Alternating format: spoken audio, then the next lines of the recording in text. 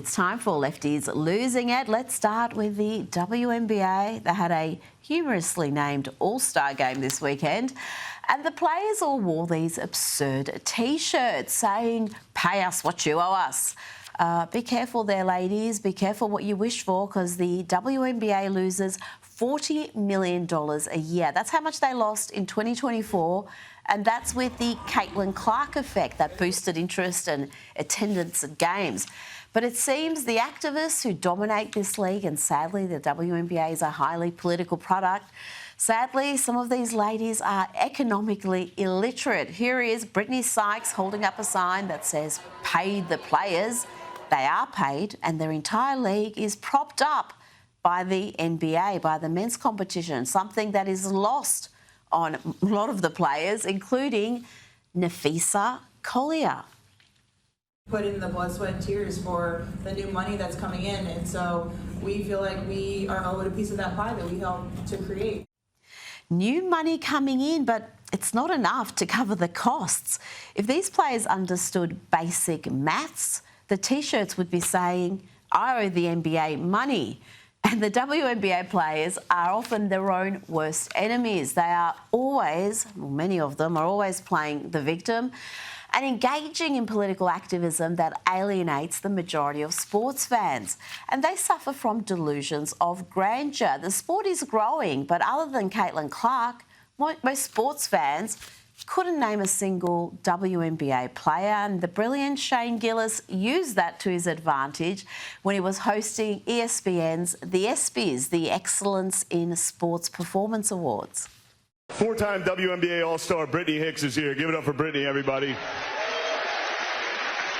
I'm joking around. That's my friend's wife. I knew none of you knew WNBA players. That's crazy. You clap for that. They did clap for that, an audience of sports stars and fans, and even they didn't know.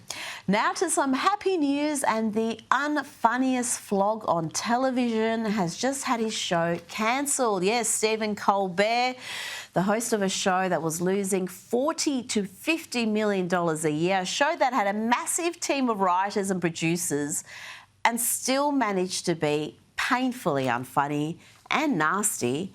Here is a little of Stephen Colbert through the years.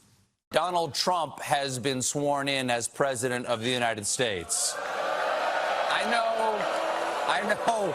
know. Listen, we're just as confused as you are. Joe Biden did it. I sat down and just started crying with relief. And Evie said, "You never have to talk about him again." And then I cried with joy. After a bizarre and vicious campaign fueled by a desperate need not to go to jail, Donald Trump has won the 2024 election. Next year will be our last season. The network will be ending The Late Show in May. And despite the fact that this catastrophe of a program with a dwindling audience was losing bundles of money, the left have somehow convinced themselves that Stephen Colbert was sacked because of Trump's dictatorial powers. This was some sort of a political hit job. How long do all of the voices against this horrific administration have in terms of their careers and ability to make money? Because this madman, this mentally incapacitated, physically ill, mentally ill man is spiraling out of control. His dementia is out of control. His self-regulation, which he has none of to begin with, is missing. Oh, poor Rosie. She really is a broken fool. It almost feels bad mocking her. Almost. Let's hear now from actress Jamie Lee Curtis, who also sees some sort of a conspiracy here. Apparently, it's all about shutting down dissent. It's bad. He's a great, great guy.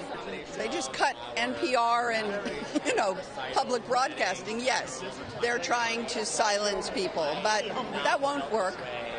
It won't work. We will just get louder. Oh, Jamie, you silly girl. As if the taxpayer, the American taxpayer, is obliged to fund the hard-left activism of PBS or NPR. But the most moronic rant goes to a dude who calls himself a Charlemagne. He actually calls himself Charlemagne the God. This is his fact-free, hysterical and diabolically stupid take. Canceling Colbert is an obvious move to appease Donald Trump. And I need to tell y'all something. If you don't think we are under a regime with an authoritarian strategy, then you are bugging. This is textbook authoritarian rule. Target your critic, centralize power in a few hands, intimidate through punishment or removal. And you know what that usually does? Shuts people the F up, okay? Tightens control over public discourse, sends a message to all media outlets that criticism of Trump could cost you access, approval, editorial control, or your job. This is what authoritarian regimes do. They weaponize legal systems to punish dissent and control messaging. I've got to say that's frankly hilarious, unintentionally hilarious, and what the kids call projection, because what he described there is in fact precisely what the left does, not the free speech loving right. Here is Charlemagne the God being schooled by Larry Elder a couple of years ago. This is my favourite clip of his. This is where he tries to race bait the Republican, and it does not go well for him. In America, 60% of the shootings, robberies, and the homicides are committed by black people, often against other black people. You can't blame it on poverty. You can't blame it on racism. It is a breakdown of the nuclear intact family, and neither side is talking about it. Let me ask you a question. What do white people do wrong? What do you mean, what do white people do? I'm not worried about white people. I'm worried about what's going on with us. But if there's systemic racism in this country, which we know it is. No, I don't say there is. You say there is. I don't believe that. Have you ever heard of the term wake-up call? No. It is an incident where a person of color forgets that they are of color and are reminded by an unexpected act of racism. I'm acutely aware, Charlemagne, that I'm a black person, just as you are a black person. And when Joe Biden insulted you by saying, you ain't really black, we don't know whether or not you want to vote for me or vote for Donald Trump. And Joe Biden has lied for decades about his civil rights record, claiming that he desegregated movie theaters and restaurants in Wilmington, Delaware, when he didn't do any of that. And he came in here and told you aren't even black and let you think a certain kind of way. It seems to me that should have been a wake-up call for you, but it wasn't, apparently. Yeah.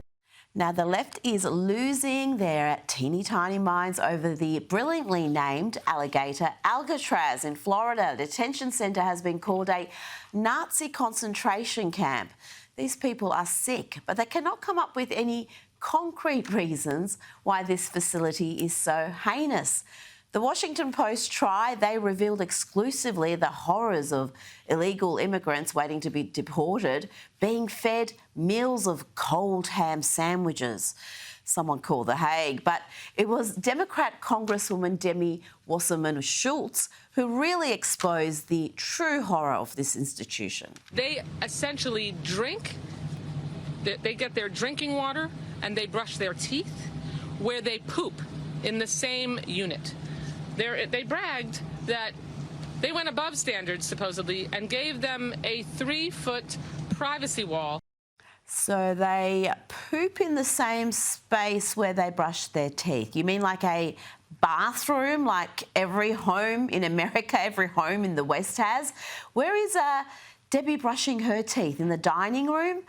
Let's bring in Newsweek Senior Editor-at-Large and Article 3 Project Senior Counsel Josh Hammer. Josh, the hyperventilating over this alligator Alcatraz has not stopped since the name was announced. You know, Rita, I hate to disappoint your listeners and your viewers, but that woman, Debbie Wasserman-Schultz, that not particularly light bulb, tragically is actually my congresswoman. So woe unto me that is actually our representation in the United States Congress is someone who has not put 2 and 2 together to realize that, oh yeah, it's called the bathroom. It's literally called the bathroom. It's where you do a lot of business. Typically, you have a shower in there too. Maybe Debbie Wasserman-Schultz doesn't know what a shower is. Maybe you should go shower outdoors. I don't know. Here's what I know.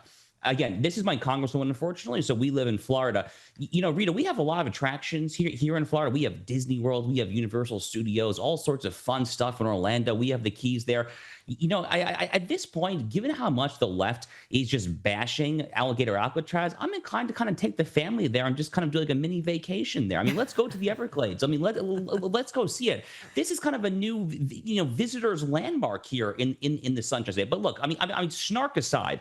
this is a foot in the sand moment, not just for the Trump administration, but also for our leadership here in Florida. It is a statement from our governor, Ron DeSantis, from our attorney general, James Uthmeyer, who's been front and center pushing this idea there. It is a statement that Florida is leading the way as far as red states in the United States go to help this administration execute its #1 priority, which is to effectively do the largest mass deportation operation in American history. By the way, they've been astonishingly successful. The metrics are in. Border crossings are essentially down to darn well near zero. And Alligator Alcatraz has something to do with that there. So, Rita, it is something to behold. And as a Floridian, I'm quite proud of our latest visitor attraction here, Alligator Alcatraz.